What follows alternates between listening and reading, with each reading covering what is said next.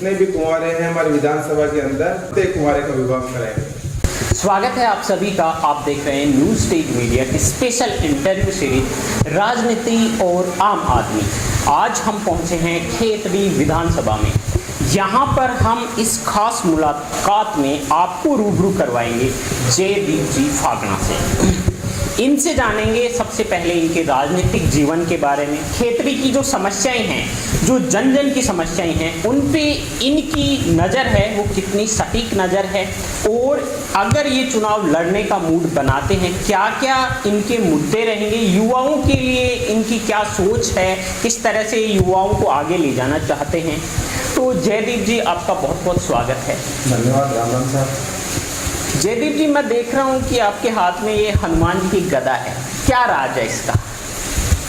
मैं हनुमान भक्त हूँ, बालाजी महाराज का आशीर्वाद है, और जब जब देश काल परिस्थितियों में विपदा आई है तब तक संकट मोचन हनुमान ने संभाला है, तो बालाजी महाराज का मेरे को आशीर्वाद प्राप्त है, इसलिए मैं गदा साथ रखता हूँ। देखने में आया है कि आप हर गांव में हर मंगलवार को एक संयुक्त हनुमान चालीसा पाठ करवा रहे हैं, तो क्या आप जो संगठन है उसके पद चिन्हों पे चल रहे हैं? देखिए, जिस प्रकार से वर्तमान परिस्थिति हमारा आज का युवा पीढ़ी है, जो हमारी कहीं ना कहीं सनातन संस्कृति से छूटती जा रही है, पुनः उनको सनातन संस्कृति की ओर लाने का एक छोटा सा प्रयास है। इसी के माध्यम से प्रत्येक मंगलवार को अलग अलग गाँव में विधानसभा में जाते हैं, वहाँ सामूहिक हनुमान चालीसा पाठ का आयोजन करते हैं, और सभी ग्रामवासियों तरफ से अच्छा सहयोग भी मिल रहा है, साथ भी मिल रहा है, और निश्चय हम सनातन संस्कृति की ओर पुनः बहुत जल्दी से आगे बढ़ रहे हैं। आप छात्र राजनीति से एक्टिव हैं, अपने राजनीतिक जीवन के बारे में बताइए। आप ओबीसी मोर्चा के जिला अध्यक्ष भी हैं बीजेपी के, तो कैसा कैरियर रहा है आपका? तो जब से मैं बाल्यावस्था में था, छोटा था, तब से मैं हमारे मातृ संगठन राष्ट्रीय स्वयंसेवक संघ के शाखा में जाना शुरू कर दिया था मैंने। वहीं से एक वैचारिक कार्यकर्ता के नाते विचार पैदा हो गए, राष्ट्रभक्ति का विचार पैदा हुआ, देश के लिए समाज के लिए कुछ करने का जज्बा पैदा हुआ। तब से मैं इस लाइन में धीरे धीरे छात्रों की सेवा करते हुए छात्र राजनीति में आगे बढ़ा। विद्यार्थी परिषद में लंबे समय तक काम किया और विभिन्न दायित्वों पर रहा। विद्यार्थी परिषद में काम करते हुए अनेक ऐसे छात्र हैं जिनके किसी न किसी माध्यम से मैं माध्यम बन के सेवा की, उनकी मदद की, और आज वो छात्र कोई अधिकारी बन के बैठा है, कोई कई ऑफिस में पटवारी है, कोई ग्राम सेवक है, तो मुझे खुशी है उस बात की। खेतड़ी में बहुत सारी जन समस्याएं हैं, आप इस बार क्या चुनाव लड़ने का मूड बना रहे हैं? तो सबसे पहले ये बताइए कि क्या खेतड़ी की समस्याओं को आप समझ पाए हैं? जो जन जन की समस्या, क्या मुद्दे लगते हैं आपको खेतड़ी में? क्षेत्र की जन जन की समस्याओं को बहुत बारीकी से समझा भी है। समय समय पे इनके लिए हमने आंदोलन प्रदर्शन भी किए हैं, सरकार को जगाने का काम भी किया है। जिस प्रकार से मुख्य मुद्दा जो मुझे आज खेतड़ी में लगता है, हमारी खेतड़ी औद्योगिक क्षेत्र से वंचित है। उसका कारण ये कि एक तो हमारे एकमात्र स्टेट हाईवे खेतड़ी से निकल रहा है, स्टेट हाईवे नंबर 13। उसके लिए हमने समय समय प्रदर्शन भी किए हैं, धरना भी दिया है, सारे प्रयास किए हैं, सरकार को जगाने का काम भी किया है। उस स्टेट हाईवे से आप साइकिल लेके नहीं चल सकते, उसकी जर्जर स्थिति के कारण यहाँ पे औद्योगिक इकाई हमारे क्षेत्र में नहीं आ पा रही है। दूसरे मुद्दा, आज का युवा हमारा ददर भटक रहा। कोपर प्लांट हमारे पास में था, लेकिन यहाँ के वर्तमान राज्य सरकार के विधायक मानो या वर्तमान सरकार की कमी मानो कि आज वो कोपर प्लांट जर्जर स्थिति में है, बंद होने की स्थिति में है, तो इससे खेतड़ी का युवाओं को रोजगार से वंचित रहे। तीसरा समस्या आप देखो तो कुंभाराम के नाम से एक लिफ्ट परियोजना लेके आए हमारे वर्तमान विधायक जी कहते हैं, लेकिन आप हालत देखिए कि बहुत सारे अधिक गाँव से जहाँ पे वर्तमान विधायक जी वहाँ गए, वहाँ मटके उनके सामने फूटे हैं, तो उसका पानी कितना है वो अच्छे से हमें जान। विद्युत की समस्या यहाँ पे है, रोजगार की समस्या यहाँ पे है, अनेक ऐसी समस्या में गिनाने लगूंगा तो शायद हमें लंबी चर्चा हो जाएगी। बहुत सारी समस्याएं हैं यहाँ पर। खेतड़ी प्लांट की जो आपने बात की, और इसके अलावा खेतड़ी राजा महाराजाओं की रियासतें रही है, पर्यटन बहुत अच्छा हो सकता था यहाँ पर, रोजगार बहुत अच्छा हो सकता था। क्या ये विपक्ष की उदासीनता या गौण भूमिका का कारण? विपक्ष से गौण भूमिका तो इसलिए नहीं कह सकते कि मैं दूसरे के बारे में बात नहीं करूँगा। संगठन ने मुझे जिम्मेदारी दे रखी है, तो मैं संगठन के दायित्ववान पदाधिकारी होने के नाते समय समय पे हमने खेतड़ी के मुद्दे जो आप बता रहे हैं उनको उठाया है सरकार के सामने। हमने मांग भी की है, हमने उसके लिए सड़क भी जाम करने पड़े, हमने किए हैं, हमें एसडीएम तहसीलदार तक ज्ञापन देने पड़े, वहाँ दिए, हमने सारे प्रयास किए हैं, लेकिन सरकार सोई हुई है। आने वाले समय भारतीय जनता पार्टी सरकार रास्ता में बनेगी, निश्चय सारे काम सफल हो गए। पिछले काफ़ी दिनों से हम देख रहे हैं कि आप एक्टिव हैं यहाँ की क्षेत्रीय राजनीति में। इसके बाद में विपक्ष भी जाग गया है, क्या आपने चुनाव लड़ने का पूरा मानस बना लिया है? भारतीय जनता पार्टी का कार्यकर्ता हूँ, विद्यार्थी परिषद, राष्ट्रीय स्वयंसेवक संघ से वैचारिक कार्यकर्ता के नाते सीख के भाजपा में आया हूँ और भारतीय जनता पार्टी मुझे मौका देती है तो निश्चय मैं चुनाव लड़ूंगा। प्रत्येक कार्यकर्ता की इच्छा होती है कि मैं चुनाव लड़ूं, चुनाव लड़के समाज राष्ट्र हित में कुछ कर दिखाने का जज्बा होता है, वही जज्बा मेरे अंदर है। मेरा प्रत्यक्ष कमल का फूल है, मैं राजनीतिक क्षेत्र में काम कर रहा हूँ, इसलिए मैं भी इच्छुक हूँ भारतीय जनता पार्टी मुझे मौका दे, मैं चुनाव लड़ूँ, क्षेत्र के मुद्दों को लेकर, आमजन को लेकर, युवाओं की समस्याओं को लेकर कुछ कर गुजरूँ। उसके लिए मुझे ताकत मिली तो निश्चय करूँगा, अन्यथा मेरा प्रत्यक्ष कमल का फूल है। भारतीय जनता पार्टी इस कार्यकर्ता को मौका देगी, मैं उसके लिए काम करूँगा। युवा पथ से भटक रहा है, क्राइम की ओर, नशे पत्ते की लत है, उसकी ओर जा रहा है। युवाओं के लिए आपके क्या प्रयास रहेंगे? अगर राजनीतिक क्षेत्र में भारतीय जनता पार्टी मुझे प्रत्याशी बनाती है, मुझे मौका मिलता है, मेरे हाथ में ताकत आती है, तो मैं आपको विश्वास दिलाता हूँ क्षेत्रीय विधानसभा में रहने वाले प्रत्येक कुंवारे युवा जिनके ऊपर गैर जिम्मेदारी न होने के कारण वो किसी न किसी कारण से भटक रहे हैं रास्ता, मैं उनको वैवाहिक जीवन, उनका विवाह करा के उनको गृहस्थ आश्रम में बांधने में काम करूँगा और साथ साथ उनको रोजगार के अहम के लिए स्थापित करूँगा।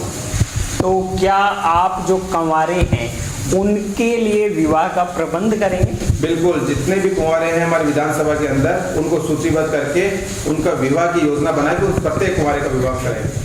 लंबे अरसे से खेतड़ी में कांग्रेस का दबदबा रहा है, क्या वजह रही कि यहाँ पर बीजेपी विजय पताका नहीं फहरा पाई है?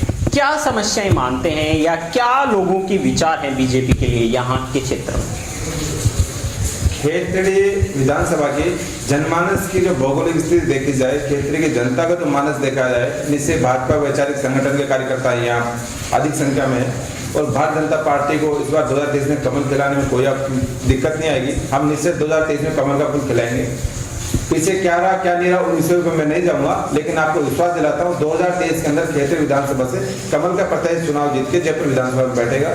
खेतड़ी विधानसभा में नए नए विकास के आयाम स्थापित होंगे और मैं आपसे आशा करता हूँ विश्वास कि आप 5 वर्ष बाद में पुनः जब चुनाव आए 28 के, उससे पहले आप वापस एक बार मुझे इंटरव्यू का मौका दीजिएगा तो आपको बताएंगे कि हमने 4.5-5 साल में भाजपा सरकार क्या काम किया। काफ़ी देखा गया है, आपके वीडियो देखे गए हैं, आप एक निडर प्रत्याशी के रूप में या निडर लीडर की तरह आप खेतड़ी में घूमते फिरते हैं, लोगों की समस्याएं सुनते हैं। तो ये जो निडरता की प्रेरणा है, निडरता की राजनीति की प्रेरणा, वो आपको कहाँ से मिली? इस पवित्र भारत भूमि को मां मान के काम करने वाला कार्यकर्ता हूँ। जिस कार्यकर्ता ने इस भूमि को अपना मां माना है उसको किसका डर? वैचारिक संगठन से तैयार होकर निकला हुआ कार्यकर्ता हूँ। इस देश में रहने वाला प्रत्येक व्यक्ति मेरा भाई है, विधानसभा रहने वाला प्रत्येक व्यक्ति मेरा भाई है, तो मुझे किस बात का डर? गलत मैं करता नहीं हूँ। सनातन संस्कृति के प्रचार प्रसार के लिए आज भी लड़ रहा हूँ, आगे भी लड़ूंगा और सदैव लड़ता रहूंगा। ये जो आप गांव-गांव जाकर हर मंगलवार को सामूहिक हनुमान चालीसा का पाठ कर रहे हैं, ये कहाँ से प्रेरणा मिली? मैंने बताया ना आपको कि मैं विद्यार्थी जीवन से, बाल्यावस्था से मेरा धर्म के प्रति बहुत लगाव होता है। बालाजी महाराज का आशीर्वाद मेरे ऊपर सदैव रहा है, इसलिए मैं शुरू से धार्मिक कार्यक्रमों में अग्नि रह की भूमिका निभाता। मैंने खेतड़ी में आकर देखा कुछ वर्षों से कि आज का हमारा युवा सनातन संस्कृति भूलता जा रहा है, इसलिए क्यों ना मैं इसका प्रयास करूं और पुनः उनको सनातन संस्कृति की ओर जोड़ने का काम करूं। तो वो पहले हमने की, वो सफल भी होता जा रहा है आप सबके सहयोग से।